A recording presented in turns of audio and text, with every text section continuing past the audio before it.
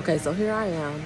I am taking part in the step class today. I just learned about her today, which of course I gotta think of her name. Oh Lord Jesus, I'm in trouble. But anyway, she has a new location. She only been teaching here. This will be her second class. This is gonna be a lot of fun. She teaches a little bit different than I've seen so far, so we'll see how I play it by ear. But look exciting. Oh my gosh, I gotta look at the flyer and see what the 5, 6, 7, and 8. Walk 1, 2, 3, 4, 5, 6, 7, and 8. And 1, 2, 3, 4, 5, 6, 7, and 8. Walk forward, side, back. 7 and 8. And 1, 2, 3, 4, 5, 6, 7. Right turn. Walk forward. Turn on 2. Rest 3. Walk away 4, 5, 6. 7 and 8. Walk 1, turn 2, 4, 5, 6, 7. Left turn. Walk it up. 1, 2, 3. Back it up. 4, 5, 6, 7 and 8. Left turn. 1, 2, 3. Back it up. 4, 5, 6, 7 and 8. Thank you. Small things like how you transition your steps that creates the sexy. I will stay the same. Right? I know, right? You either sexy or you not. Hey, no disrespect intended. You either got it or you don't. Majority of us or everybody has it. You just have to find out what that looks and feels like for yourself. But for me, it's all about keeping everything in its natural state. Everything that we do involving music or dance, it's all about having fun. So that's where I always like to keep it. So you will clap and you'll hear different things, and some things you may be like, okay, that's a lot. That's fine too. Again, the resources are available here. So I just want to focus on some add-ons and the way that we transition our dance. I also will go through, because I do lead, so I also want to go through and touch the hands. I encourage the men to come to class, y'all. They just don't come. So if you know any men that want to come, encourage them to come to the class. It costs them nothing to come here. They just have to show up. But in the meantime, I'll be that guy. And I do lead, so I am going to, as we're dancing and practicing, I am going to walk through and feel your hands, because trust me, I understand there's nothing greater in the dance than being able to feel that leading connection. It's great to be able to do all these things, but if you don't feel the connection and if you don't feel the lead, what are we doing it for, right? Outside of dancing for ourselves. And when it's all said and done, we dance for ourselves, yes, but we dance with a partner. So I'm going to do my best to go through with these same practices and touching the hands throughout, so you can get and work through the feeling of where your hands and arms and things should be.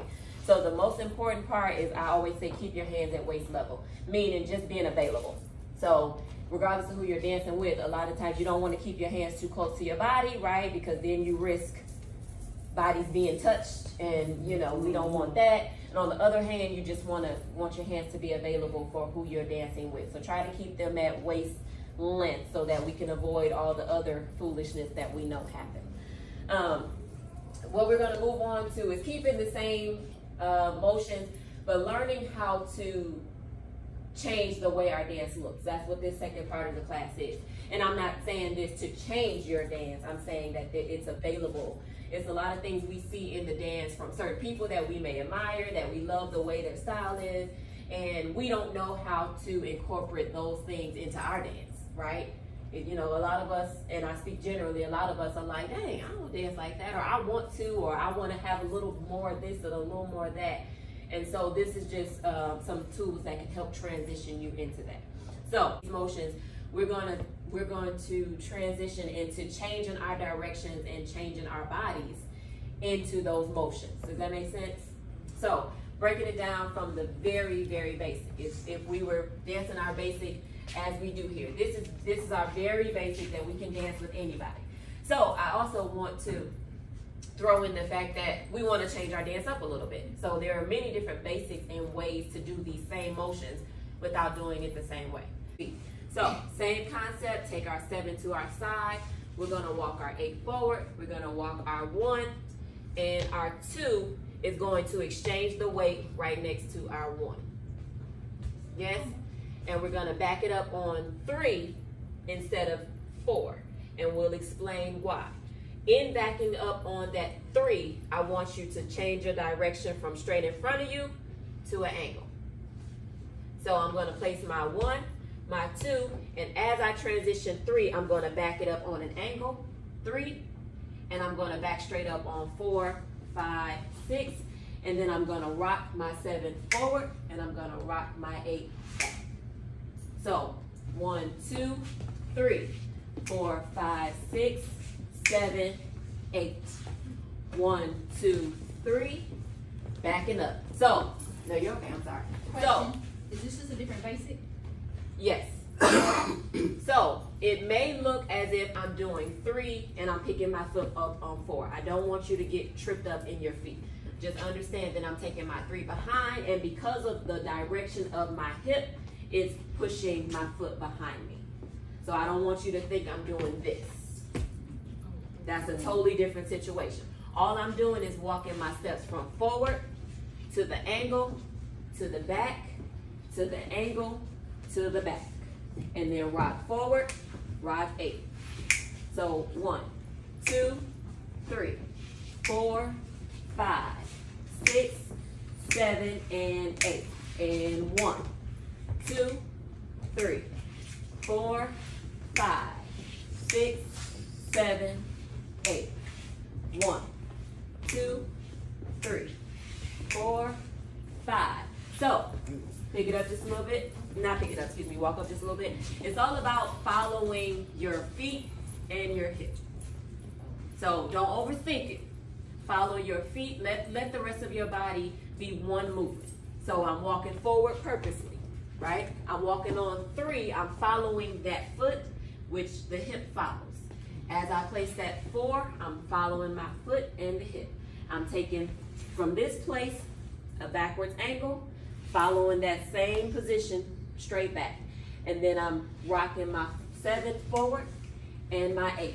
This is simply just about the way you can change your dance. As we do it up to speed, you may have the light bulb that's like, oh, I've seen that before. It's really just because that person understands how to move through the dance and how to move through the music. It's not anything that I particularly made up myself to say, well, this is how the dance goes. It's really just about knowing how you can flow through different motions and through the music by doing something like this. That's where a lot of the styling comes from, is because people know what they can do versus it being broken down, this is the way you have to do it. So the only thing that I am doing is I'm giving you your basic motion and I'm saying, hey, change your positioning. I'm giving you a basic motion. Up 2, 3, 4, 5, 6, 7, and 8. Up 1, 2, 3, 4, 5, 6. This time I'm saying change your body. 1, 2, 3, 4, 5, 6, 7, 8. 1, 2, 3, 4, 5, 6, 7, 8. Think about how that just broadens your dance, and you didn't do anything difficult. You didn't do anything that required a certain breakdown. All you did was follow through your steps and change the way your body looks. That's what a lot of the styling is. You see a lot of, even especially the old school, you see the old school do different things with their feet and their body, and it's like, man, they're doing a whole bunch of stuff. True, somebody could. Let's not negate that. But honestly, they're just dancing in their natural form, what they feel, what he is telling you, hey, hello, I'm right here, I'm asking for something different. And you just up there like this. You just getting it. We're not saying that. Be clear and visually pay attention to what your lead is also asking you. If they're asking you to stay here and dance, you can't go off the zigzag, right? Because now you're not communicating. Now you're not communicating your dance and their dance with each other. At that point, you're a solo dancer. Nobody wants to dance with a solo dancer, even though it's a thing to dance with a solo dancer. We can still be two people that can come together, but the point of it all, when it's all said and done, is to dance together. So still be mindful, but in the moments where their lead is not telling you something specific and the dance is flowing and y'all are doing what y'all do, get to it. Allow yourself that space in that room, okay? Change the weight. Basic. Give me a left turn. My advanced ladies, give me a kick out at the end. Right turn. Walk into the 1. Basic. 2, 3, 4, 5, 6, 7, and 8. And 1, 2, 3, 4, 5, 6, 7, and 8. And 1, 2, 3, 4, 5, 6, 7, and 8. 1, 2, 3, 4, 5, 6, 7, and 8. 1, 2, 3, 4, 5, 6, 7, and 8. At that point, it's just about your control in your timing and in your steps. So as you're coming out of that turn, 1, 2, you should be already around or at least halfway so that you can see your partner and make sure you're still connecting. 3, come out. 4, start to transition the body. 5, 6, tap. 7, tap. We're always going somewhere, whether it's forward or back. Sometimes you have to learn how to dance stationary because you don't always dance with, especially with the old school, they're not always moving. Old school dance right here. If you always doing this or you're always doing this, how do you learn how to dance with a different style person? So sometimes stepping in place is the better transition versus fully to the side where we're taking a big step or forward or back. Some people will personally hold you here. So if you're constantly trying to step behind you, they're saying, hey, I need you to stay here. This is where we're gonna dance. So stepping to the side allows fluid motion, but it doesn't take me anywhere specifically. It just lets me move because remember, we're always flowing in the dance. Even if I kept my dance here, even if I stayed here, I'm still flowing no matter what, right? So if I stay here and I'm flowing, why should my 7 not flow? Why should my 7 just stop when I didn't stop before? So taking my 7 and transitioning to the side still just allows the dance to flow fluidly, and now my next motion can still be fluid versus a hard stop. Now I gotta jump start myself again every time I start dancing. Does that make sense? Makes sense. So from the top, from the very basic as far as the body transition, then we're gonna try our left turn. Okay, 4, 5, then we're gonna add some music. 4, 5, 6, 7, and 8, and 1, 2, 3, 4, 5, 6, 7, and 8, and 1, 2, 3, 4, 5, 6, 7, and 8, and 1, 2, 3, 4, 5, 6, left turn, and 1, 2, 3, transition, and go. 7 and 8, so just be mindful of your space and the person next to you. 5, 6. So, ladies, this is be intentional. So I'm coming out of turn 1, 2. 1, 2. 3 is getting me back into that same flow. 3, backing up. 4, at this point, I'm changing the way in the direction that I take. So I'm actually moving my foot out versus it going straight back. So I'm moving out. Now I'm just following that same transition, rocking forward 7, rocking back 8. And this is to keep its natural state versus me trying now from this position, step to the side. Because now this takes me out of my lane. That isn't, again, it isn't wrong. It's just taking you out of your natural placement. If I'm already here, this isn't so natural. For some, it may be for me because I've done it. So we can practice traveling back and forth. 5, 6, tap 7, 8. We'll also do 5, 6, 7, walk 8. This just gives your dance a different variety and ways to look. Side up for me. One last time. 4, 5, 6, 7, and 8. And 1, 2, 3. Tap the 7, 8. Do it again, and we're going to take our 7 to our side. 4, 5, 6, walk 8. So, interchange the both. Interchange both.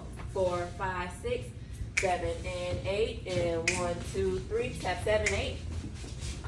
7, and 8. 1, 2, 3. Take your 7 to the side. Walk 8. Two totally different.